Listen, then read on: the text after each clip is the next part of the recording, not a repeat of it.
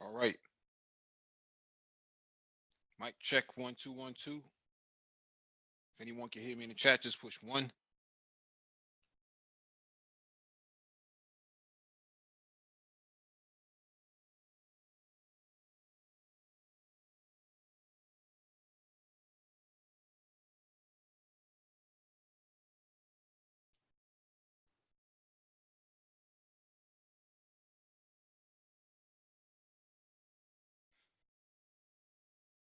All right, I got a confirmation. Thank you, Excalibur. What's going on, fam?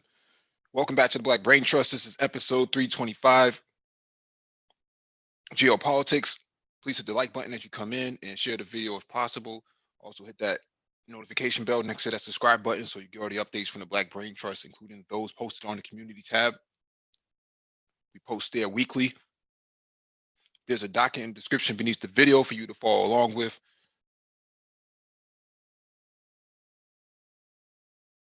We're only going to be on the hour tonight. We're going to be going over to the Prophet of Thought and chopping up game with him on his live stream. So make sure you all follow us after that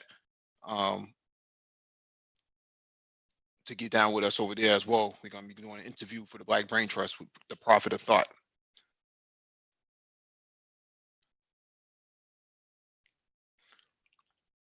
Also, if you want to join the panel, there'll be a link in the chat for you to join. When you get into the waiting room, just raise your hand and one of us will advance you to the panel.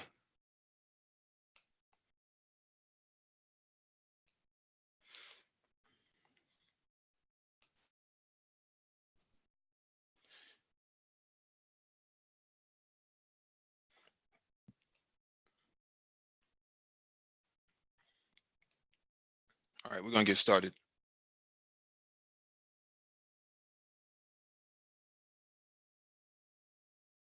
G Darius, what's going on? I'm chilling.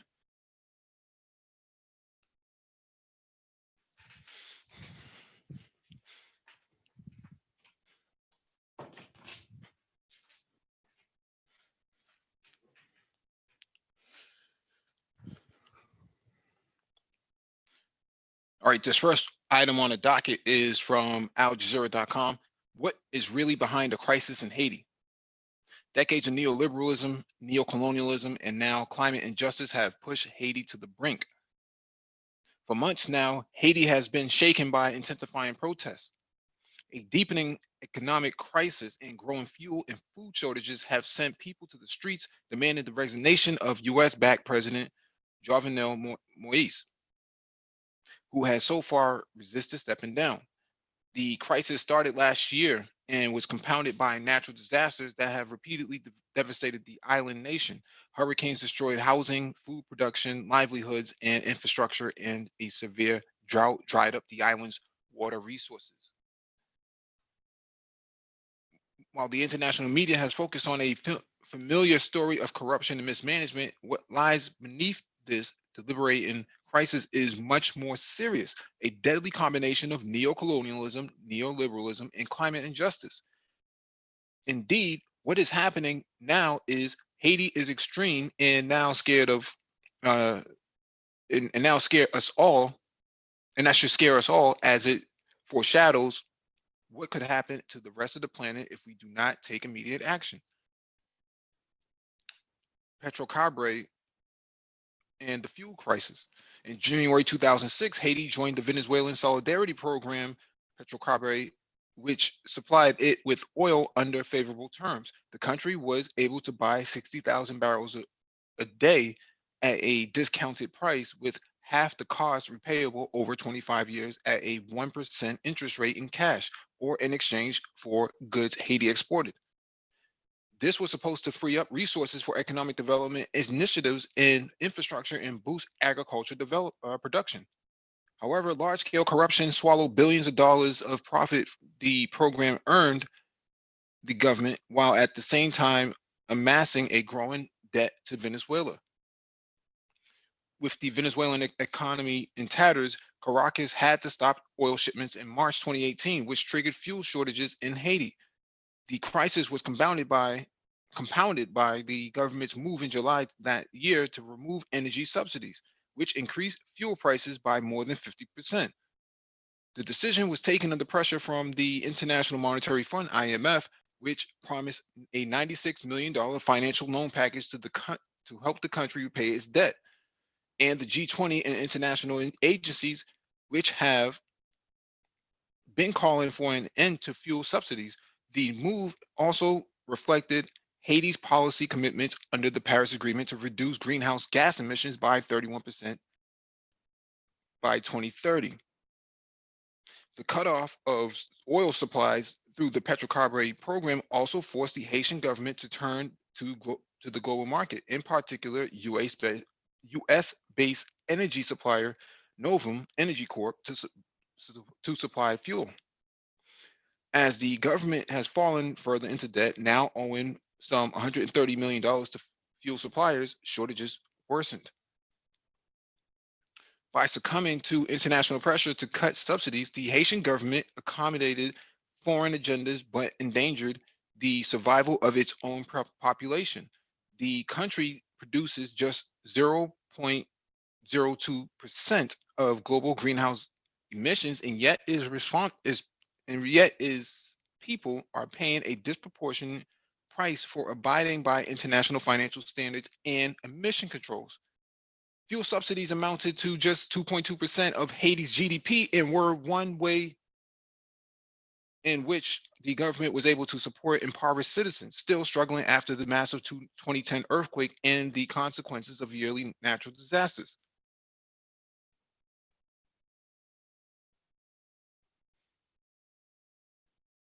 After recent hurricanes, many communities were left off the grid, and fuel has been badly needed to run electricity generators. The economy of the country has also been devastated, with most people employed in the informal sector and highly dependent on having access to cheaper fuel. Indeed, those energy subsidies were providing much needed support to over 6 million impoverished Haitians who live on a $2.41 a day. Since mid 2018, the crisis has progressively gotten worse, and recently protests against the government have intensified. It's clear to anyone who visits Haiti today, the austerity measures and free market forces cannot resolve the problems of a country facing the worst effects of climate change, government dysfunction, donor corruption, and a never-ending debt crisis.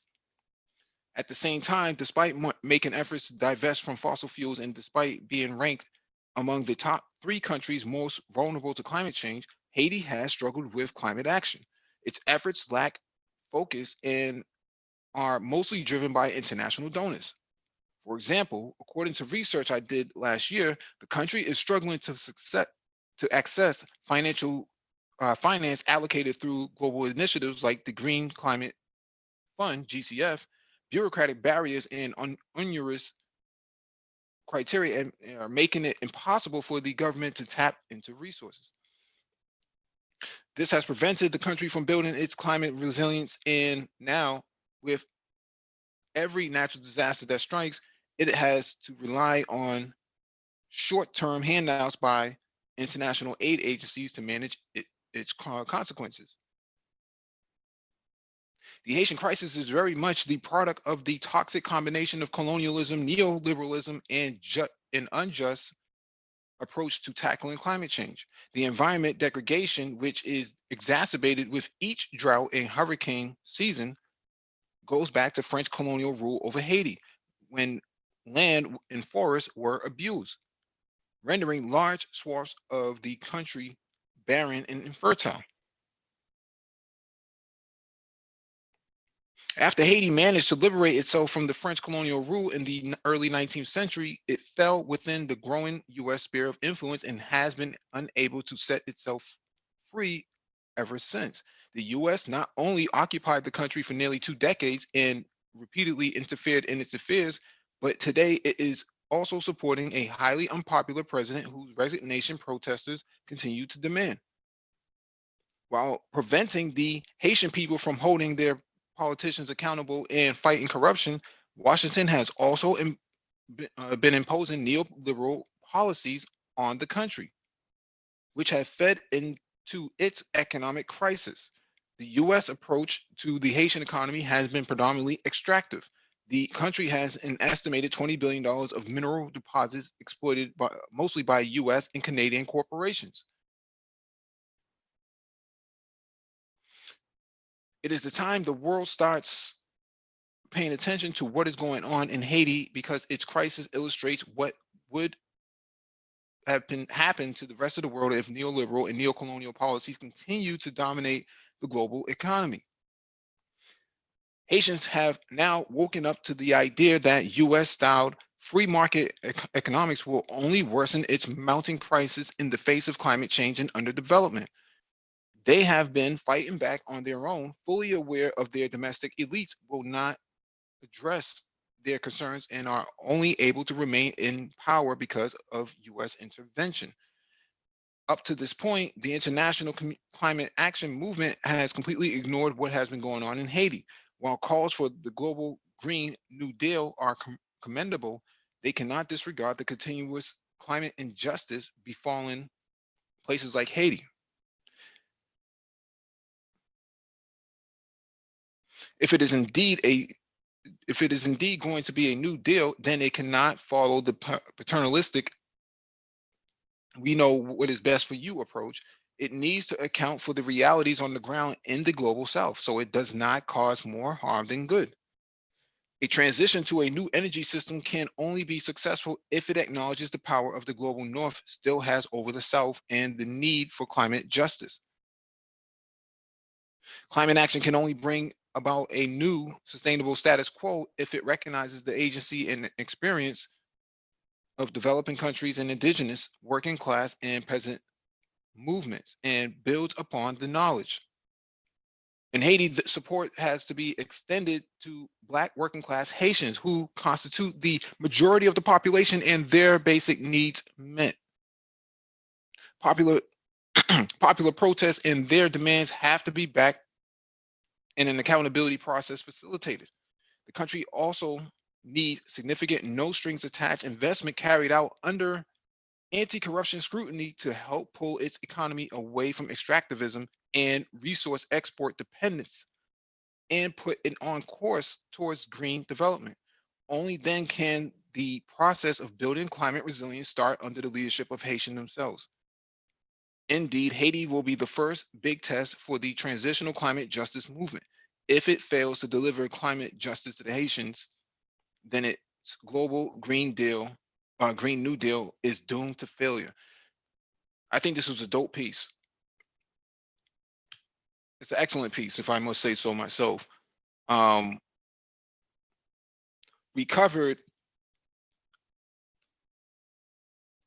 an article some time ago,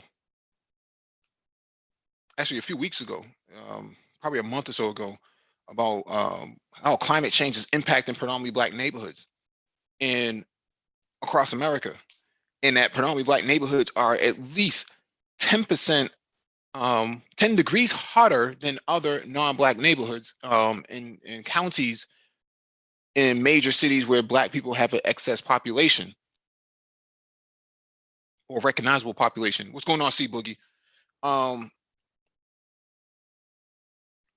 This is, Black people in America, ADOS, whatever you want to call yourself, also should be participating in climate change and climate and protesting climate injustice, because like the article states, Haitians only make up 0.02% of impact of contributing to the climate change. But you also have to take into consideration that Black people don't produce anything in America in their neighborhoods, so therefore they have the same effect of 0.2, if not 0.5% of climate injustice in their neighborhoods. They are not responsible for the majority of the pollution. In fact, they're not responsible for any of the pollution that's worthy of significant relevance. And what's happening here is Black and brown people are actually paying for this, through respiratory issues, health issues. Financially, they're paying for it, and they didn't contribute to it at all. So that's why this is important.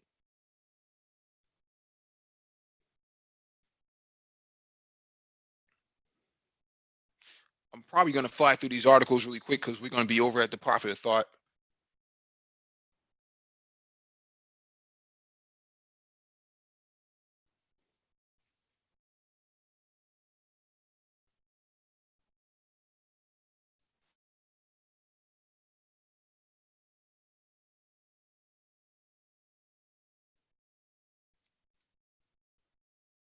Let me jump to the next article. Actually, I'm going to skip a couple of these articles. I don't have a whole lot of time. We got probably about another 45 minutes before we go over to the profit of thought.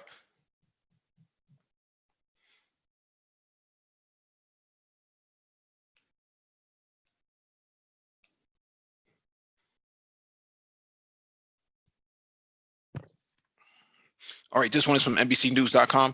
Russia says Trump can't release phone calls without Kremlin permission. Trump's call with Ukrainian President Volodymyr Zelensky, which was released by the White House, is now the focus of a U.S. impeachment probe.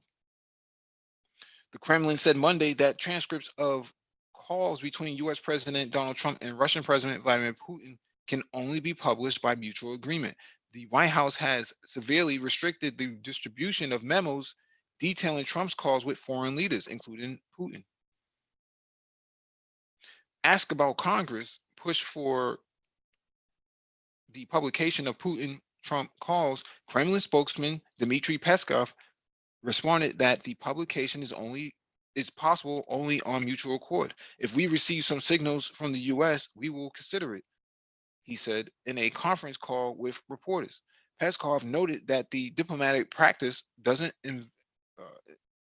envisage such publications, adding that the issue is U.S. internal business. The rough transcript of Trump's call with Ukrainian President Zelensky, which was released by the White House, is now the focus of a U.S. impeachment probe.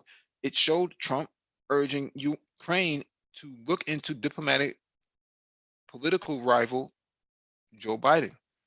The publication of the call, in which the presidents made critical comments about German Chancellor Angela Merkel and French President Emmanuel Macron, has hurt Ukraine's efforts to forge closer ties with the European Union and drawn acerbic comments from other Russian officials and lawmakers.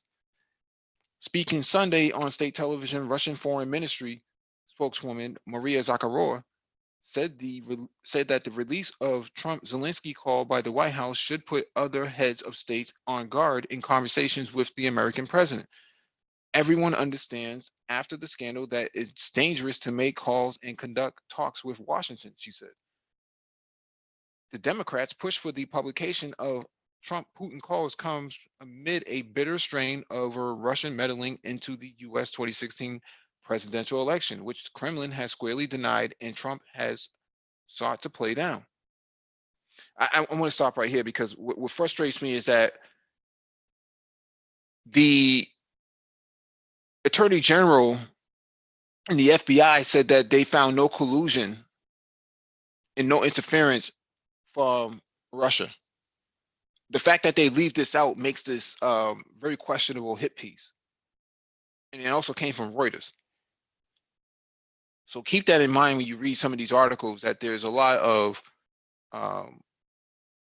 questionable information being posted in here.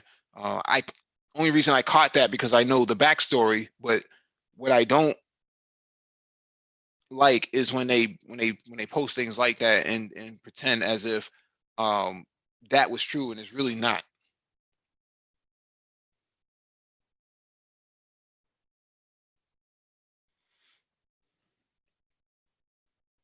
They really don't have they're really going as far as they can to take down Trump. And unfortunately, this is how they play. This is how they play ball.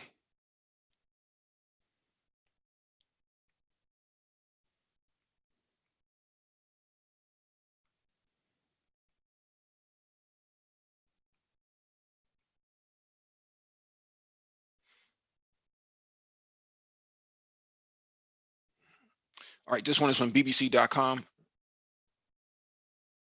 Saudi Arabia says military response to Iran is possible. While Saudi Arabia wanted to avoid war and escalation, Iran would be held accountable on the drone and missile strikes, Adel Al-Jubeir told the BBC. A U.S. assessment claiming Iran was behind the attacks was backed up by the UK, France, and Germany this week. Iran has denied any involvement. The Iran-aligned rebel Houthi movement in Yemen, which is fighting a Saudi-led coalition in the country's civil war, has said it launched drones at the facility. But Saudi officials say the range, scale, and complexity of the attacks exceeded the capabilities of the Houthis.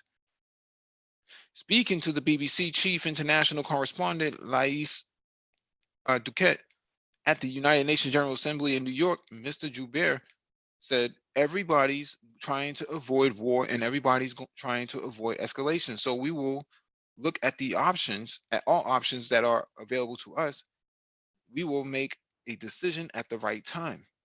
He added, appeasement has not worked with Iran in the past. Appeasement will not work with Iran in the future. The U.S. reimposed economic sanctions against Iran last year after abandoning a 2015 nuclear deal, and in May said it would attempt to force all countries to stop buying Iranian oil and put pressures on Iran to negotiate a new nuclear accord. On Wednesday, Secretary of State Mike Pompeo told reporters at the United Nations that the U.S. wanted a peaceful resolution with the Islamic Republic of Iran. In the end, it will be up to the Iranians to make that decision or whether they'll choose the violence and hate, he added. French President Emmanuel Macron had attempted to broker an historic meeting between Iranian President Hassan Rouhani and U.S. President Donald Trump. But Mr. Rouhani told delegates at the United Nations that he refused to meet Mr. Trump while the country's punishing economic sanctions were in place. He cast doubt on U.S. intentions, referring to Mr. Pompeo's boast last year that it had imposed the strongest sanctions in history on Iran.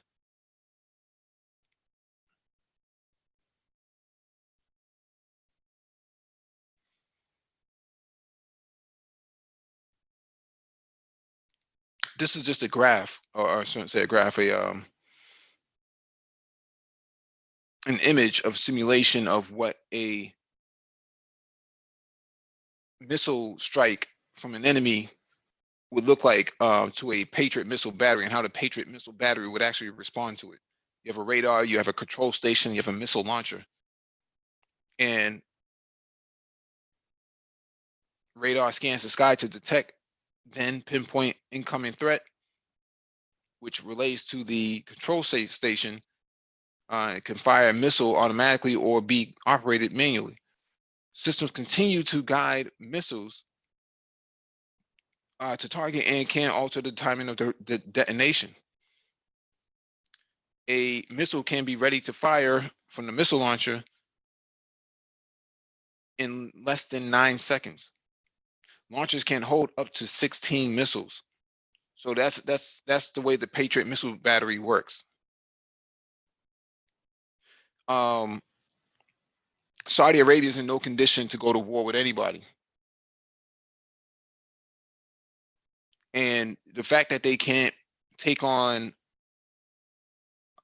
resistance fighters in their sandals and beat up blazers, I find it dubious that they would actually go to war with Iran. They'll probably be annihilated in less than 7 days.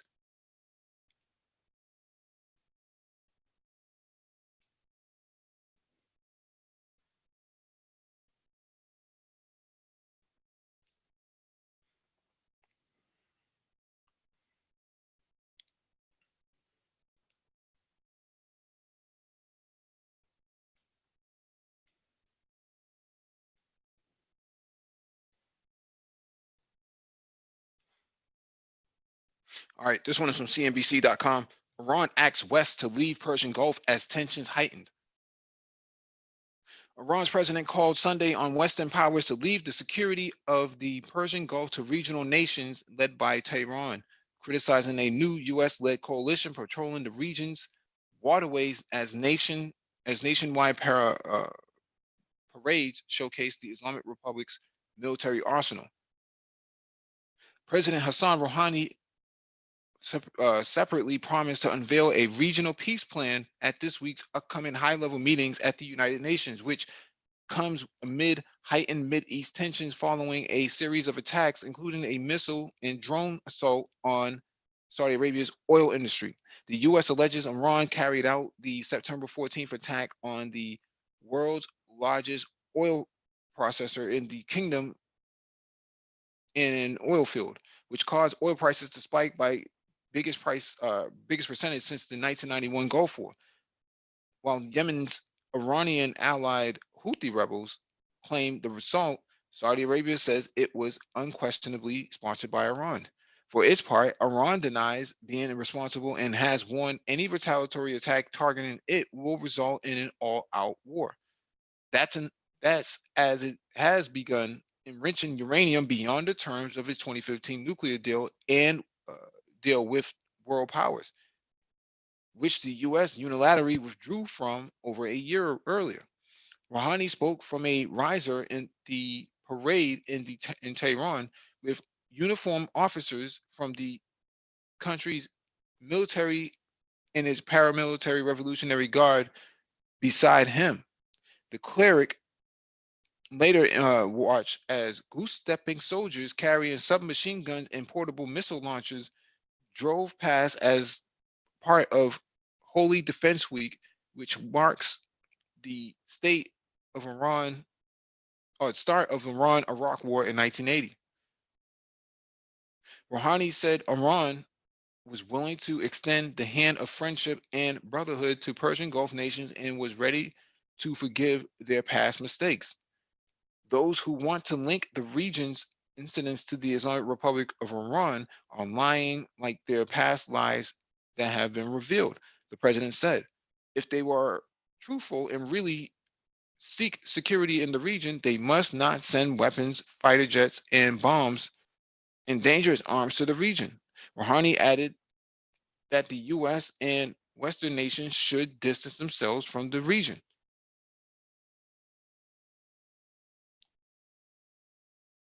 So the problem is that the Middle East is a bad neighborhood. And Iran is surrounded by neighbors who are hostile towards it. And because of that, it makes the environment very hostile. And because it's hostile, what will eventually happen is somebody will step on someone's shoe, run into somebody's car, look at somebody the wrong way, and that's all it takes for something to pop off over there. They're blaming these missile strikes, these drone strikes on Iran without any support and any evidence, just like they blame the Japanese oil tanker bombing on Iran by a cruise missile, allegedly. And because of that, it's not allowing any sort of stability at all. In fact, it's very unstable over there. It only takes someone getting killed before a full-out war begins. This is Western powers' way of creating a Cold War within the Middle East, similar to what happened between the Soviet Union and the West. But that's not going to work out too well over there because a war with Iran would set most of the Middle East on fire within hours. There are missiles pointed everywhere at everyone by most people, by most nation states. Even small countries like Qatar, Bahrain, countries like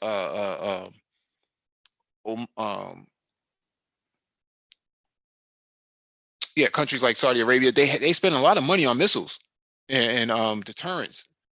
So as soon as something comes in there in terms of a hostile fight, it's only a matter of time before somebody gets hit out there. So I don't know. Iran is not some country to be played with. I mean, what they did in Iraq and Syria the last couple of years is impeccable.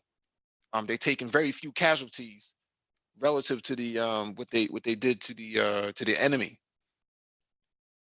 I think for every 100 terrorists, I think they lose like one or two guys, to that something to that effect. So it's really crazy that Saudi Arabia wants to get into a war with Iran when they don't have the bandwidth or the capacity to deal with a full military conflict.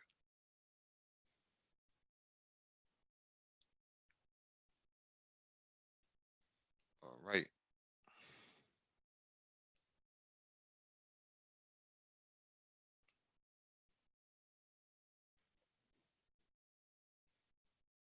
Mhm. All right. Our timing is good, so we'll get over there.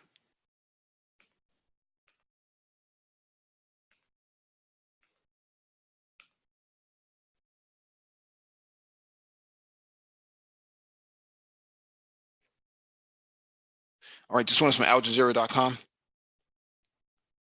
Taiwan weighs option after diplomatic allies switch allegiance.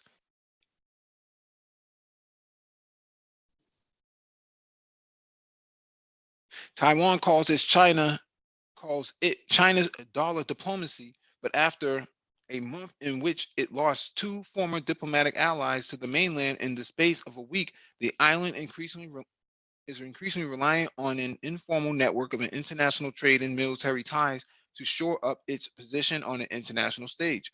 The first to go was the Solomon Islands, which broke with Taiwan on September 16th in a 36-year diplomatic relationship.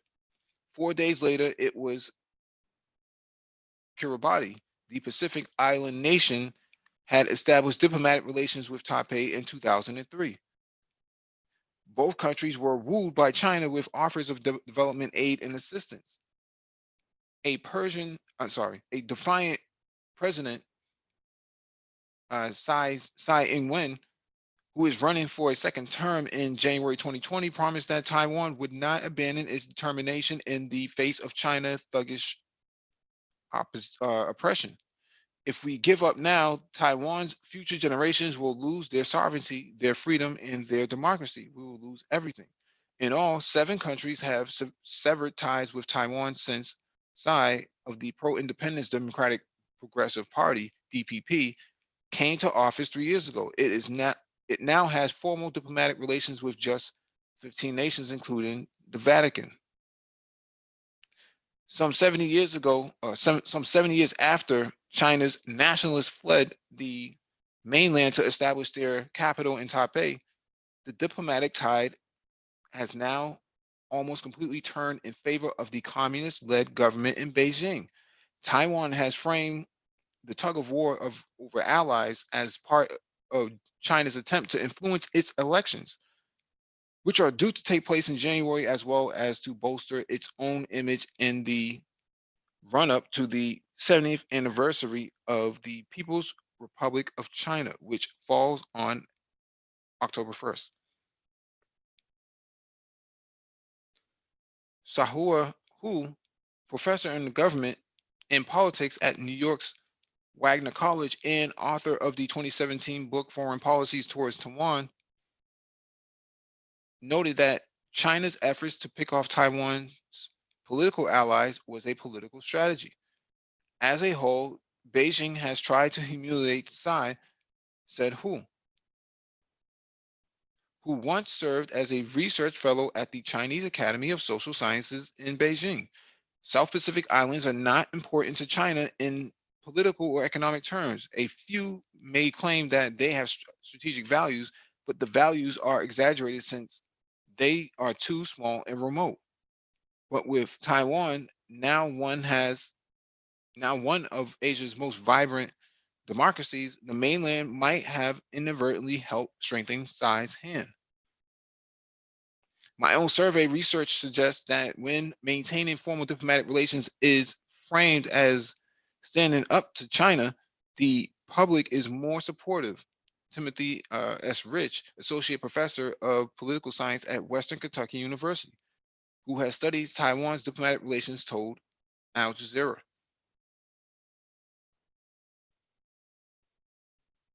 If Tsai's focus is about how China is squeezing out Taiwan space, that would appeal to her base and likely to undecided voters as well. The Republic of China, Taiwan's official name, was originally founded in 1912 in mainland China.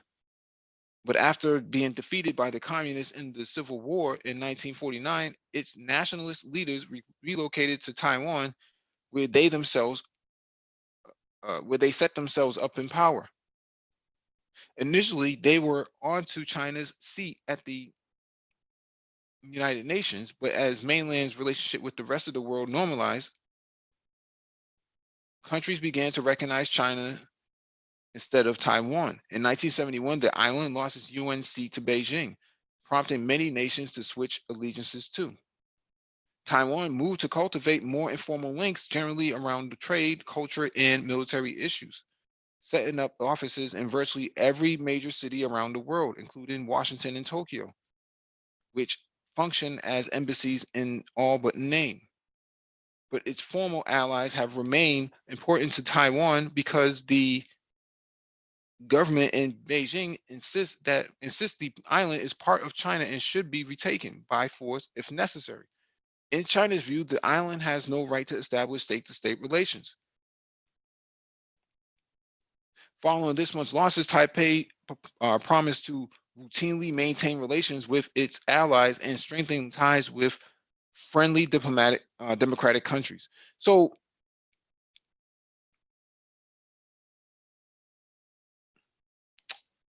I don't want to read the rest of this because it's not really important, but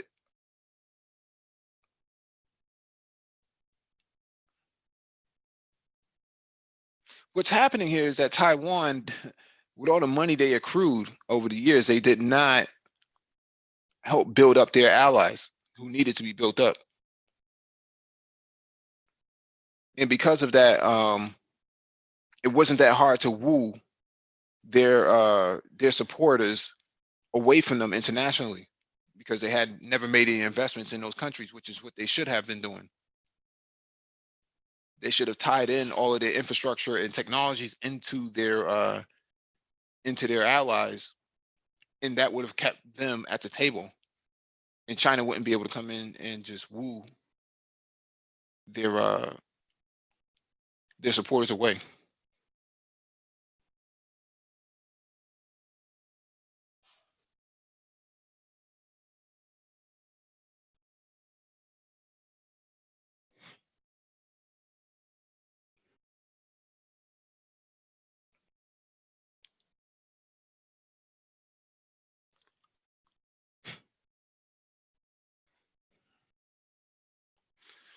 All right, this one is from usatoday.com.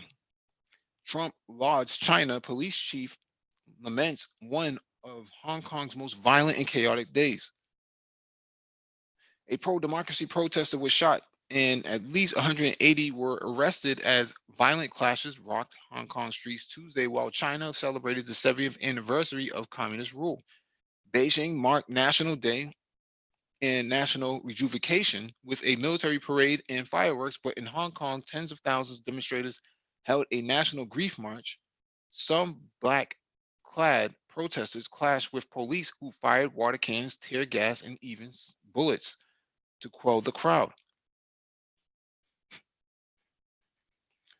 Fires burned on Hong Kong streets, subway stations were closed, and many shops were shuttered as police warned residents to remain in their homes. Police Chief Stephen Lowe said said more than 24 officers were injured in a series of skirmishes with protesters in what he described as one of Hong Kong's most violent and chaotic days. Lowe said police combating crowds throwing bricks and incendiary objects fired a total of 6 live rounds throughout the day and night. Most were warning shots, he said.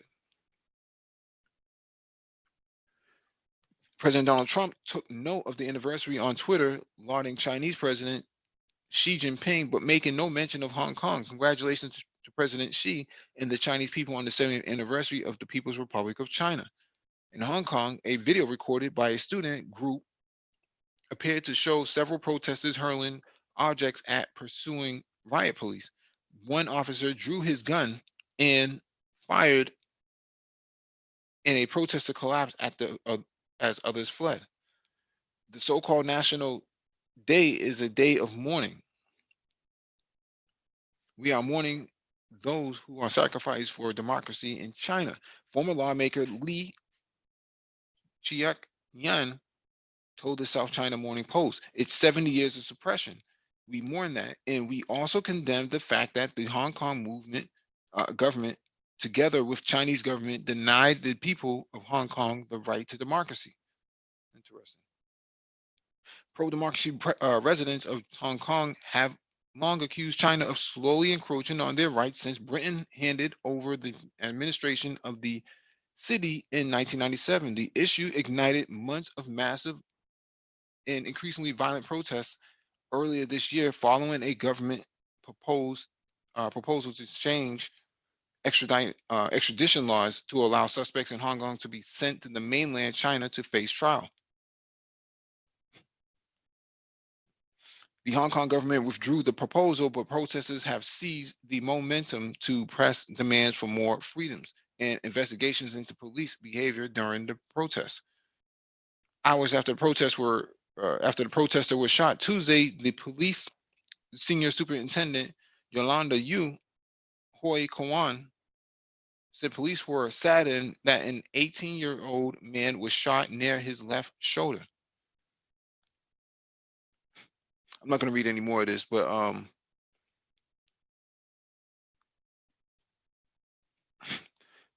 what's happening here is that this has very little to do with the extradition issue, because they've already suspended that. In fact, it's almost null and void now. So what exactly are they protesting for? Well, look no further than all of the protesters being coached by U.S. diplomats on the ground. I don't even know if the diplomats even left yet. They probably can't leave. They're probably being told that they're not allowed to leave. They're not allowed to get into the airports. Because I know they shut down the airport quite a few times. And what they're finding is 3D printed guns on some of these protesters. But if you look at the way the protesters are dressed up, then what you see is a similarity between Antifa and the protesters in Hong Kong. Where did they get that playbook from?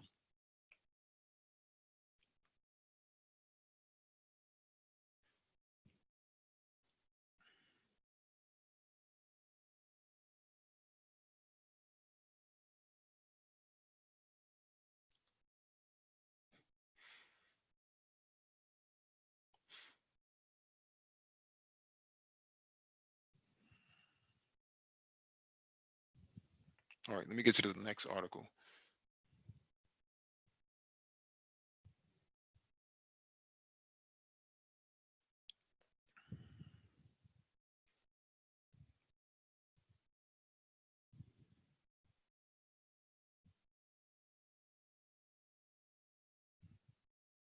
All right, this one is from CNBC.com. Russian nuclear missile with unlimited range to be ready by 2025, U.S. intelligence says.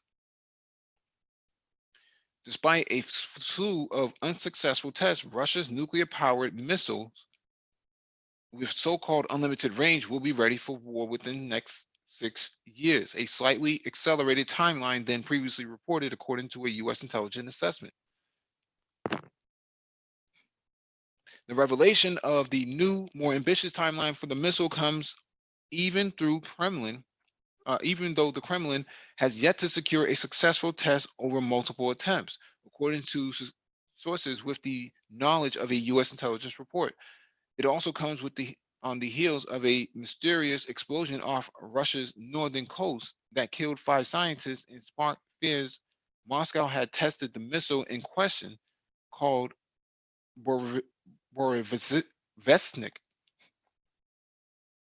Borovesnik, a U.S. intelligence assessment found that the August 8th explosion occurred during a recovery mission to salvage a lost Borovesnik from the ocean floor. Interesting. Last March, Russian President Vladimir Putin unveiled several hypersonic weapons as well as the Burovesnik. Putin said it was unclear. Putin said it was nuclear powered and had unlimited range. Burovesnik, also known as Skyfall, has been tested once earlier this year, and prior to that, the weapon was tested 4 times between November 2017 and February 2018, each resulting in a crash. The US determined that the longest test flight lasted just more than 2 minutes, with the missile flying 22 miles before losing control and crashing. The shortest test lasted for 4 seconds and flew for 5 miles. The test apparently showed that the nuclear-powered heart of the cruise missile failed to initiate, and therefore the weapon was unable to achieve indefinite flight Putin bragged about. I want to, not gloss over this, but actually focus on this. The shortest test lasted 4 seconds and flew for 5 miles. That means this missile moved at 1.1 miles per second. Keep that in mind, 1.1 miles per second.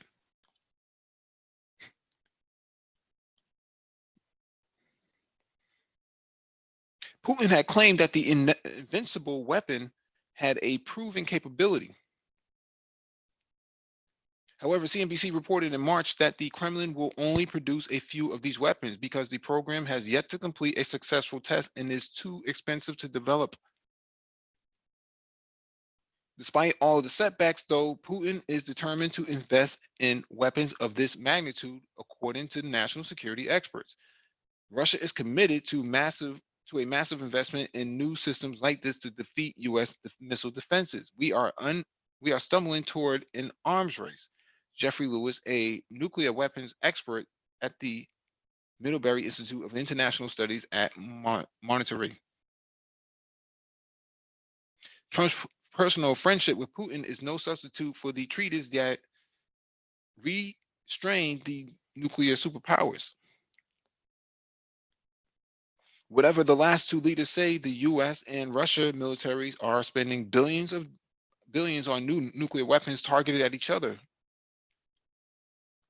Joshua Pollack, a nuclear proliferation expert and editor of the Non-Proliferation Review, called Putin's strategy overkill and said that it usually takes a long time to develop exotic new technologies such as this missile system.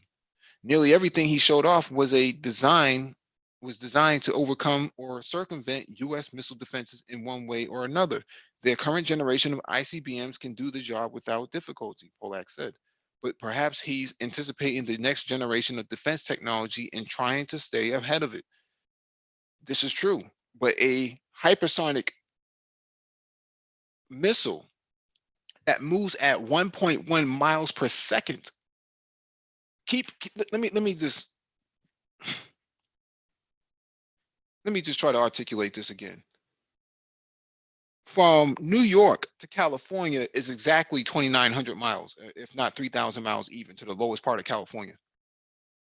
From New York City to LA, it's probably about 2,800 miles, give or take. That means that missile, that hypersonic missile, will reach LA probably in about 90 seconds. From New York. So from the Atlantic to the Pacific, it'll take 90 seconds to reach there. That's unprecedented. No one's ever done anything like that before. Even if the missiles tests are failing, they're failing because they're they're recording the behavior. They're not failing because they suck. They're recording the behavior of the missile. There would be no way for them to actually test a hypersonic missile from Moscow all the way across the United States. That would be impossible. But the computer model generating system, the software, will determine the viability of that.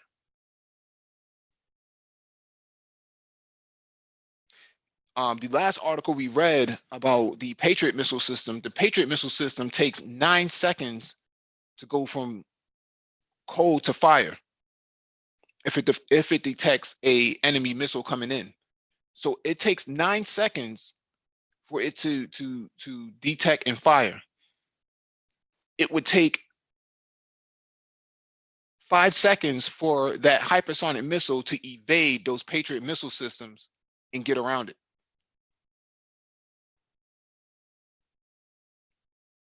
And that Patriot missile system moves at 0.9 Mach, if not 1.0 Mach. The hypersonic missile that they're talking about is moving at 20 to 25 Mach. That means you won't even see it. Even if it is in the air, you won't even see it. It's moving at 1 mile a second.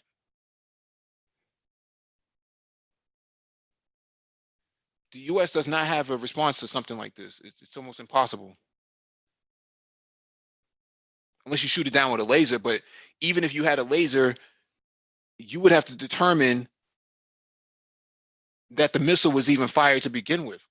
By the time you figure out, by the time your satellites trickle down all that information that the missile was fired, it's too late, because the delay between data gathered over a satellite transmission to the ground would be anywhere between 1 to 5 seconds.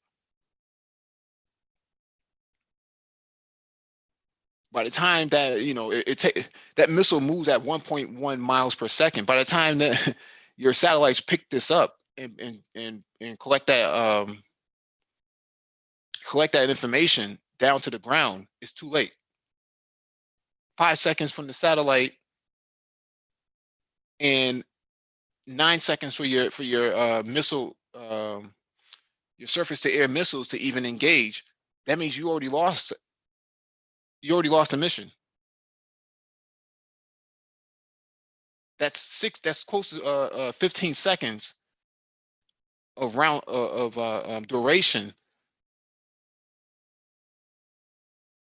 before you can even engage the hypersonic missile. Impossible.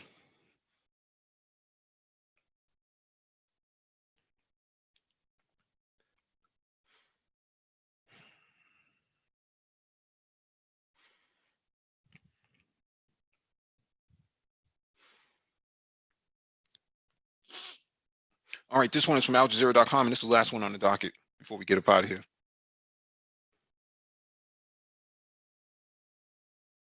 China displays new hypersonic nuclear missile on 70th anniversary.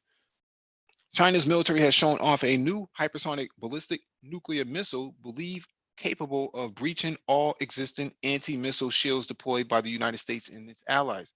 The vehicle-mounted DF-17 was among weapons displayed on Tuesday in a large military parade led by President Xi Jinping to mark the 70th anniversary of the founding of the People's Republic of China. Some analysts have called the new missile a threat to regional stability because its speed allows for far less time to determine whether to fire nuclear weapons in response. That speed and the missile's use of multiple independently maneuverable re-entry vehicles to deliver warheads makes it far more difficult to detect and intercept. Remember, I said that about the last article, the Russian missile. The DF-17's hypersonic glide vehicle technology also permits it to fly at a much lower altitude just before delivering its warhead, further frustrating attempts to detect and intercept the weapon. During the 80-minute parade, she was seen wavering as the military's latest weapon and equipment were paraded in Beijing's Tiananmen Square. Joining him at the stage were former Chinese leaders Hun Jintao and Jiang Zemin. Also on display was the DF-41, DF-41 intercontinental ballistic missile with a reach of between 12,000 and 15,000 kilometers, reportedly the longest in the world. According to an analysis of the Center for Strategic and International Studies, the missile is capable of striking the continental US within 30 minutes. Remember, I said this before, that the hypersonic missile from Russia moves at 1.1 miles per second. So it will take 90 seconds to get from the Atlantic to the Pacific over the United States if they did fire it. So you're talking about an ICBM that can go from what is China, 9,000 miles away, 8,000 miles away. It could travel 8,000 miles in 30 minutes. Other weapons featured were the JL-2 missile, which can be launched from a nuclear submarine, providing sea-based nuclear deterrence, as well as a new generation of anti-ship missiles called YJ-18, according to state television CGTN. A new and advanced radar system that could detect jets and missiles was also introduced, as well as new HQ-9B surface-to-air missiles capable of intercepting multiple airstrike weapons in a complex electromagnetic environment. In all, 160 aircraft and 580 pieces of military equipment, as well as 15,000 military personnel, were in the parade, according to the state-owned news website Xinhua. In 2018, China spent an estimated $250 billion on its military, according to the Stockholm International Peace Research Institute. In comparison, the US spent $649 billion during the same period. China has the largest standing military in the world, with a total of 2 million active members compared to 1.29 million in the US. Tiananmen, the parade organizer, was quoted as saying that all weapons and equipment displayed were domestic and in active service, complete with advanced technology for better strike accuracy. Hu Zhizhen, editor-in-chief of the state-owned Global Times newspaper, wrote on social media that the display was a show of military transparency. China, with strong military strength, is conducive to curb the strategic impulse of external powers towards China. A total of 188 military attaches from 97 countries were reportedly invited to watch the military display. So ICBMs that move at that can go from China to the United States in 30 minutes. Russia with hypersonic missiles that can move at 1.1 miles per second.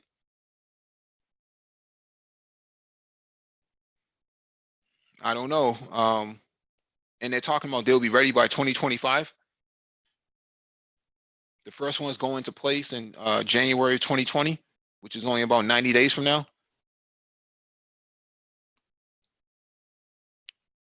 I don't know. I hate to be. I hate to get into a conflict with any of these nation states at this point. The United States does not have a deterrence towards this. They have the ability to detect, but not to deter.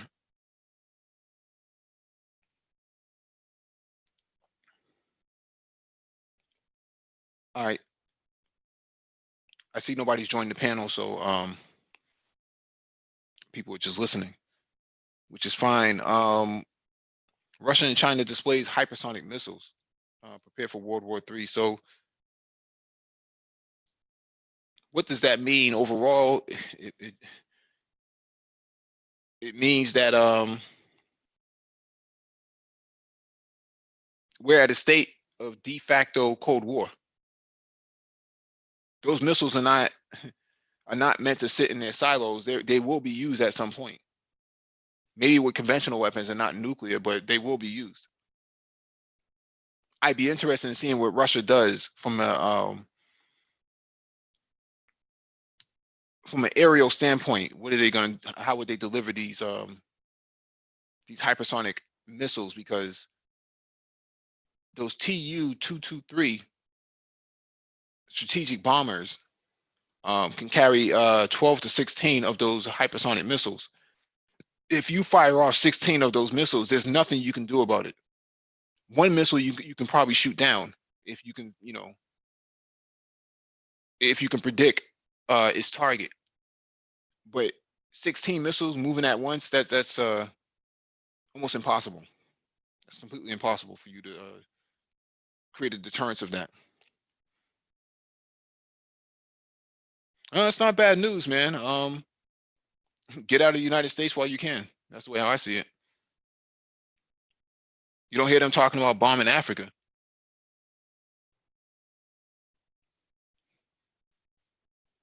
All right, it's 9:30, man. We're gonna get up out of here, man. Thank you all for joining us. Please hit the like button if you're not already done so. Share the video if possible, and hit that notification bell so you get all the updates from the Black Brain Trust, including those posted on the community tab. We'll see you over there at the Prophet of Thought. Shalom.